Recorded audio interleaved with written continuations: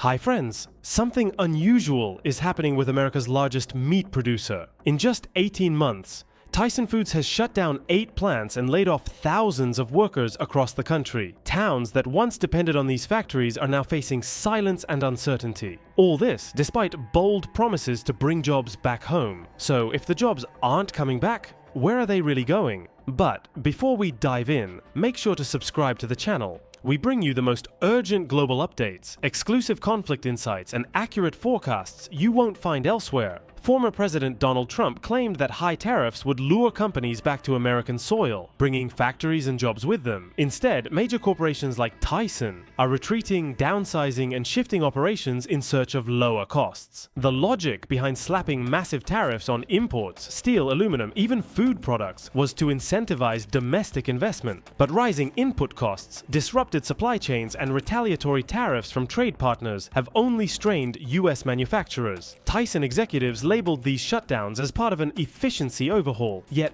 plants in communities like North Little Rock and Corydon were closed with minimal notice. Workers were blindsided, left without severance or retraining opportunities, while small towns plunged into economic uncertainty. Businesses reliant on these facilities, grocery stores, gas stations, diners, either shuttered or slashed staff. Meanwhile, Tyson continued to receive massive subsidies from the federal government, even as it laid off thousands. CEO Donnie King took home over $12 million annually, while the average worker faced unemployment and mounting bills. The disparity underscores the broader narrative. While executives profit and shareholders gain, American workers are sacrificed in the name of restructuring. Trump's tariff strategy, branded as a revival of American industry, has backfired. Not only did it trigger job losses, but it also inflated costs throughout the supply chain. The poultry industry faced soaring feed and freight expenses, leading to price hikes for consumers. Farmers lost contracts overnight as Tyson trimmed operations, with many forced into bankruptcy or selling assets below market value. Beyond food processing, the ripple effects extended into aerospace. China,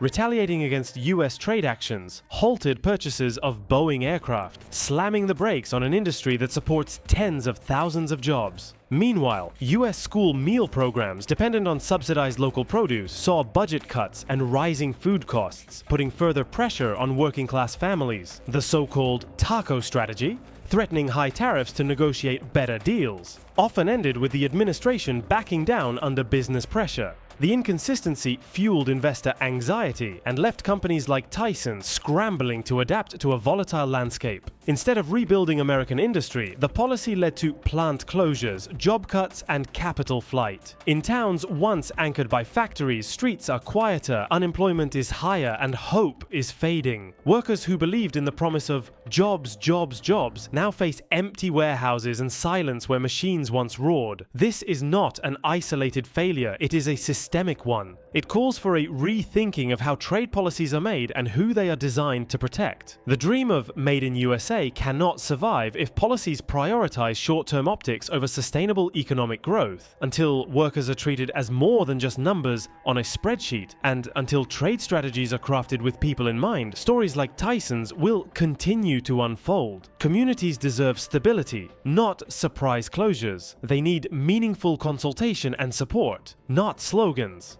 And while the US contends with internal turmoil, neighboring countries like Canada and Mexico are quietly absorbing the capital and labor, fleeing these unstable conditions. The global trade chessboard is shifting. And unless American policy adjusts, it may be checkmate for more towns across the heartland. The unraveling of Tyson's footprint is emblematic of a much larger issue. One that cuts across sectors, communities, and political lines. As companies tighten operations in response to global pressure and rising costs, America's long-promised industrial revival is stalling before it ever truly began. Beyond poultry plants and aircraft orders, the ripple effects are altering the very DNA of the American working landscape. Communities that once flourished around blue-collar industries now face an identity crisis. Generations of workers trained in specific trades are left without viable alternatives, as vocational retraining programs remain underfunded or misaligned with actual market needs.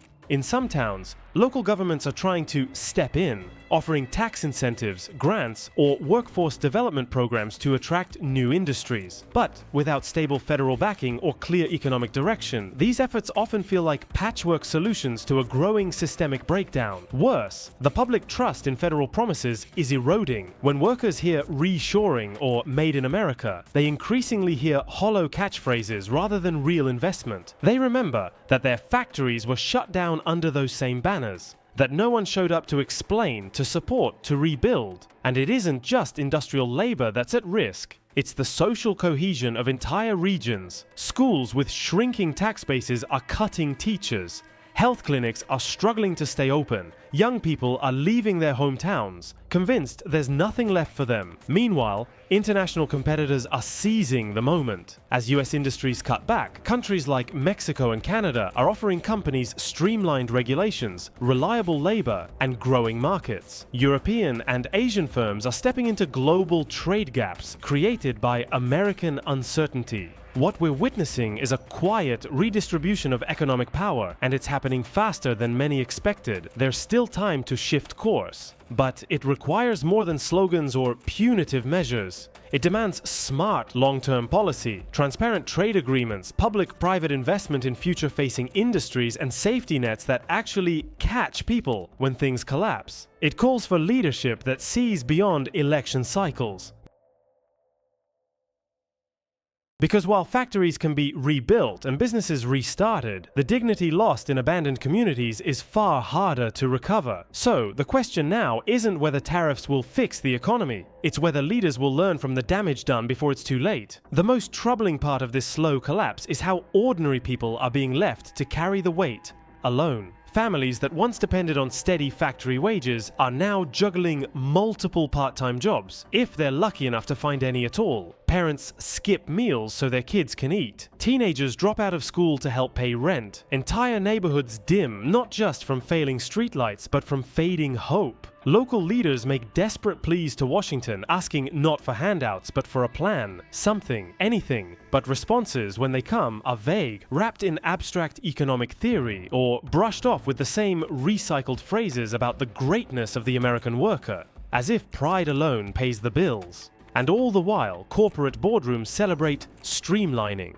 efficiency gains, and shareholder value, completely insulated from the pain their decisions unleash. CEOs collect multi-million-dollar bonuses, while the people who built their companies are left without severance, without retraining, without answers. What used to be called a community is now a cautionary tale. But what if these towns aren't the problem? What if they're the warning? What's happening to Perry, to North Little Rock, to dozens of once thriving industrial centers could soon spread unless there's a fundamental rethink of what economic resilience actually means. Because it's not enough to build back some jobs. It's not enough to count new jobs while ignoring the quality, the pay, the permanence. A warehouse gig on the edge of town is not the same as a union-supported, benefits-included factory job that fueled generations. Real economic strength comes from people who believe their work matters, who believe that if they show up day after day, something better is waiting for them down the line. Right now, that belief is being tested, and in too many places it's already broken. America stands at a crossroads. One path continues down the road of empty slogans, rising inequality,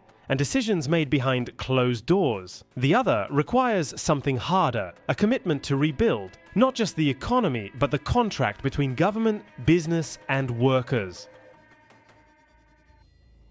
The next time a factory closes, the question shouldn't be, how do we spin this? It should be, why did we let this happen again? Because every time a plant shuts down, it's not just machines that go quiet. It's lives that are put on hold. Kids are pulled out of sports because parents can't afford uniforms. Mortgage payments are missed. Cars are repossessed. Dreams of college are replaced with survival mode decisions. And slowly, something deeper erodes. People stop believing that anyone in charge is really listening. If you want to stay ahead of the curve with real-time updates, in-depth analysis, and expert insights on global flashpoints like this one, make sure to subscribe. This is just the beginning.